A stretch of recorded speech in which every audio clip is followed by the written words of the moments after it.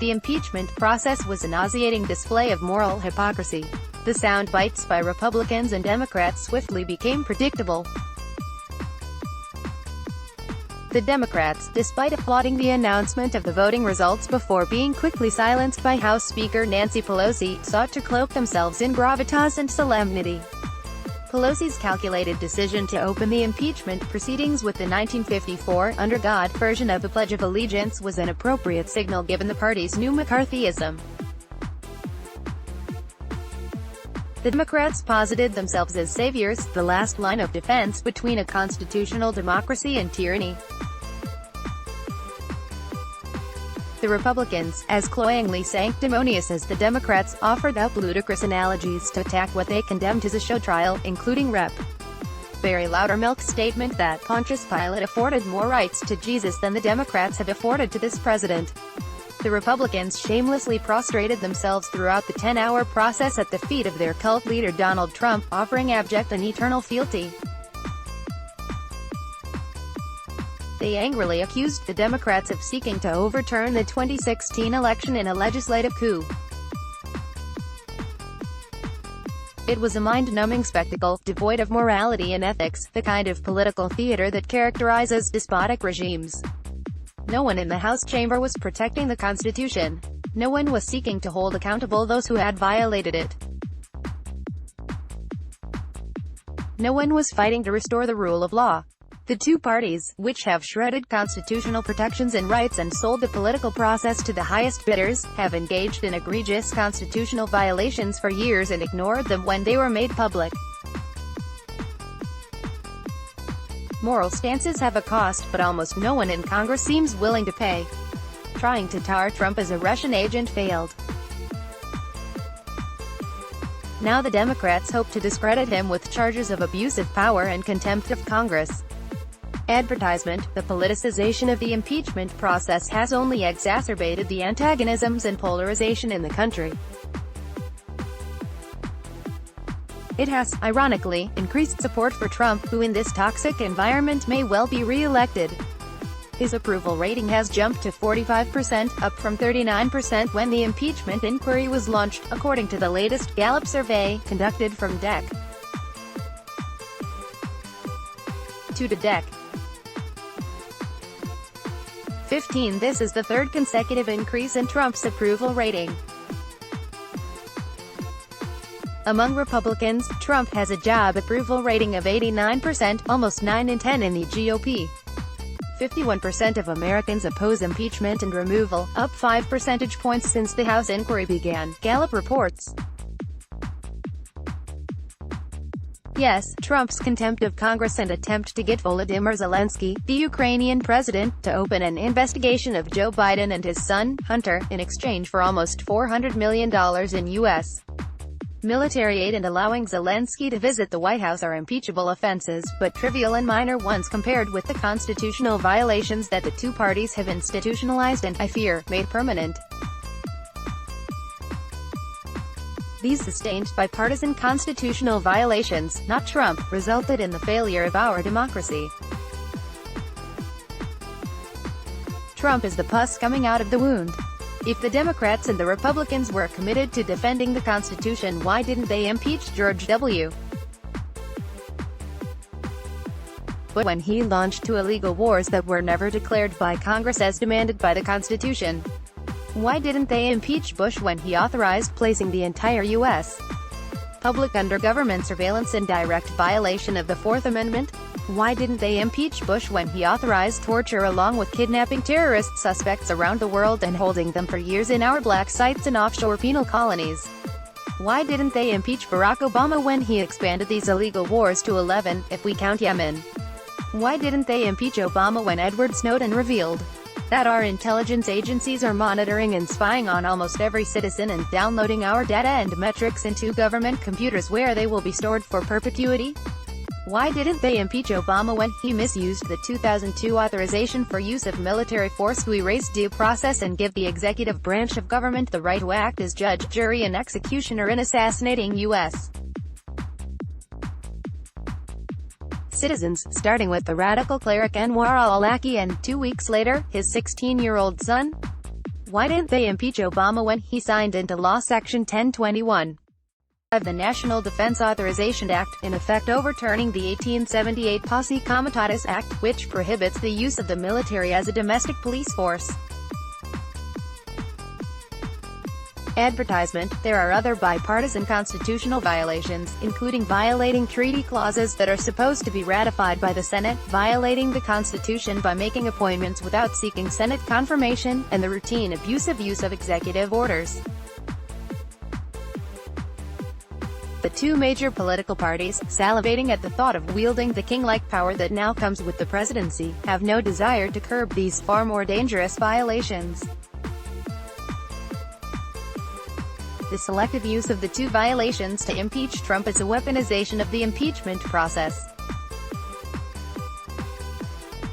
Should the Democrats take control of the White House and the Republicans control of the Congress, impeachment, with or without merit, will become another form of political pressure exerted within our dysfunctional and divided political system. The rule of law will be a pretense, as in the current process of impeachment and Senate trial. The impeachment circus, which will culminate in a preordained, choreographed and televised show in the Senate, coincided with the Washington Post's release of what is being called the Afghanistan Papers. The Post, through a 3-year legal battle, obtained more than 2,000 pages of internal government documents about the war. The papers detail bipartisan lies, fraud, deceit, corruption, waste and gross mismanagement during the 18-year conflict, the longest in U.S. history. It is a blistering indictment of the ruling class, which, as the papers note, since 2001 has seen the Defense Department, State Department and U.S. Agency for International Development spend or win appropriation of between $934 billion and $978 billion, according to an inflation-adjusted estimate calculated by Netta Crawford, a political science professor and co-director of the Costs of War Project at Brown University.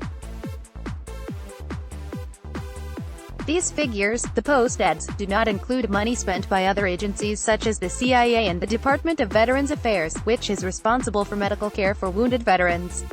See Chris Hedges discuss the Afghanistan Papers with Spencer Rapone, a West Point graduate who served as an Army Ranger in Afghanistan. Advertisement. This window into the inner workings of our bankrupt ruling elite, responsible for widespread destruction and the loss of tens, perhaps hundreds, of thousands of lives in Afghanistan, was largely ignored by the media during the impeachment proceedings. Neither political party, and none of their courtiers on the cable news shows, is interested in exposing the bipartisan failure, lying and grotesque incompetence on the part of the United States in the years it has occupied Afghanistan. Afghan and U.S. officials concede that the Taliban is stronger now than at any other time since the 2001 invasion. In a functioning democracy, the publication of the Afghanistan Papers would see generals and politicians who knowingly deceived the public called before congressional committees. The Fulbright hearings, during the Vietnam War, although they did not lead to prosecutions, at least aggressively held U.S. officials to account and made public their duplicity and failure.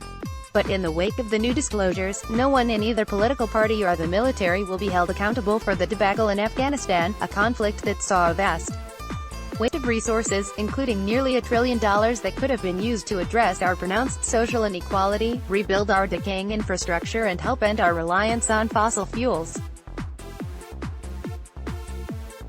Advertisement. The Afghanistan Papers lay bare a truth the hyperventilating Republican and Democratic mandarins in Congress prefer to mask.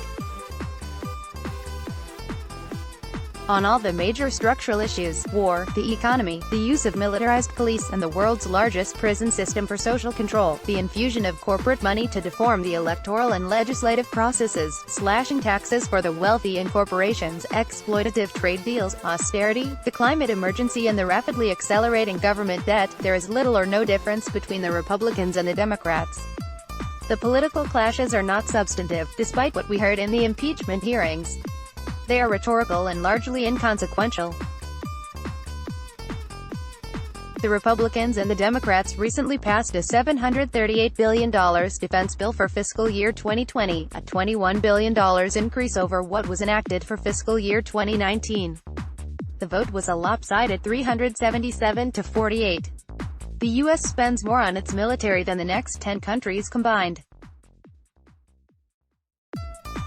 Also, a day after the impeachment of President Trump, the Republicans and Democrats in the House passed a thinly veiled rewrite of the Clinton administration's North American Free Trade Agreement, NAFTA, the 25-year-old free trade agreement that hollowed out our manufacturing centers and sent U.S. jobs and production to Mexico. Again, the vote was lopsided, 385 to 41. When the wealthy and our corporate masters want something done, it gets done. Our elected officials serve them, not us. We are to be controlled. The Republican and Democratic politicians, like the generals, government bureaucrats and intelligence chiefs, once they leave their government posts will be generously rewarded by being given jobs as lobbyists and consultants or being appointed to corporate boards. These politicians are the mutant products of our system of legalized bribery, shameless kleptocrats. The only interests they serve are their own. This truth binds half the country to Trump, who, although a con artist and himself flagrantly corrupt, at least belittles and mocks the ruling elites who have betrayed us.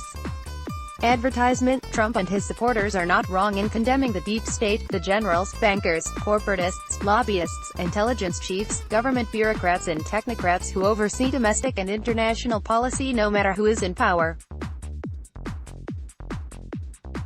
The Afghanistan Papers, while detailing the quagmire in Afghanistan, where more than 775,000 Americans were deployed over the 18 years, more than 2,300 soldiers and Marines killed and more than 20,000 wounded, also illustrate how seamlessly the two ruling parties and the deep state work together.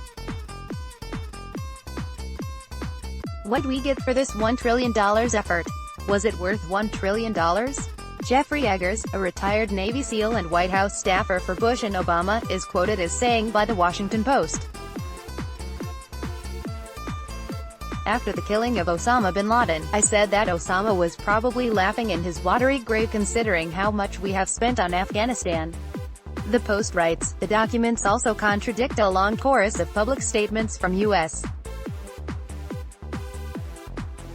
presidents, military commanders and diplomats who assured Americans year after year that they were making progress in Afghanistan and the war was worth fighting.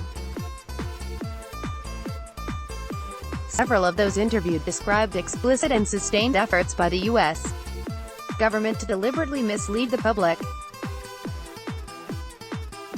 They said it was common at military headquarters in Kabul, and at the White House, to distort statistics to make it appear the United States was winning the war when that was not the case. Advertisement: as Commanders-in-Chief Bush, Obama and Trump all promised the public the same thing, the Post notes. They would avoid falling into the trap of nation-building in Afghanistan. On that score, the presidents failed miserably.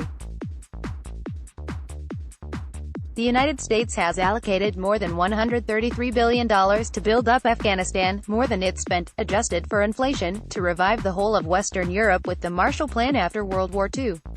There is no difference, the Afghanistan Papers make clear, in the mendacity and incompetence of the policy-making apparatus no matter who controls Congress or the White House. No party or elected official dares defy the military-industrial complex or other titans of the deep state. The Democrats through impeachment have no intention of restoring constitutional rights that would curb the power of the deep state and protect democracy. The deep state funds them. It sustains them in office. The Democrats are seeking to replace the inept and vulgar face of empire that is Trump with the benign and decorous face of empire that is Joe Biden. What Democrats, and the deep state that has allied itself with the Democratic Party, object to is the mask, not what is behind it. If you doubt me, read the 6-part series on Afghanistan in the Post. Let's block ads. Why?